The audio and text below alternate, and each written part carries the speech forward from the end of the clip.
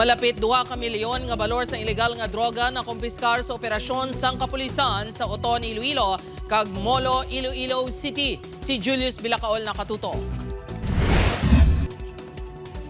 Pagkaligad sa madugay nga tion, nasiod na gid man sang Oton Police ang ginatudlo drug pusher nga madugay na nila ginahandom nga madakpan.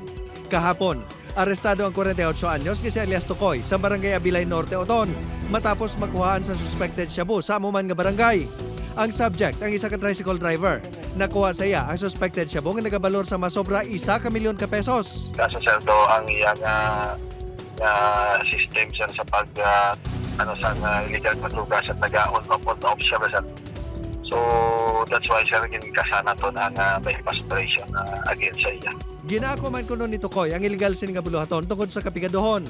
Sakop sang operasyon sini ang mga banwa sang Oton kag San Miguel. May admission sir sa part niya.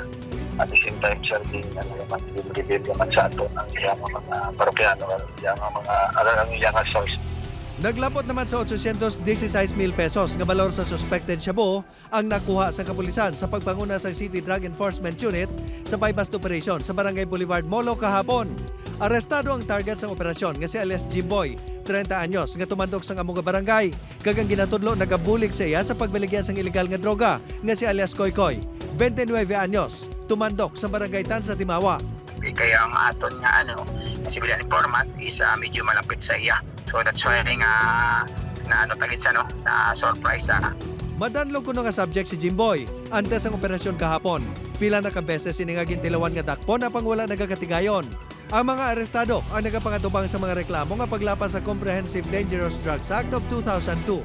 Upod kay Hans Desierto, Julius Bilacaol. 1. Western Visayas.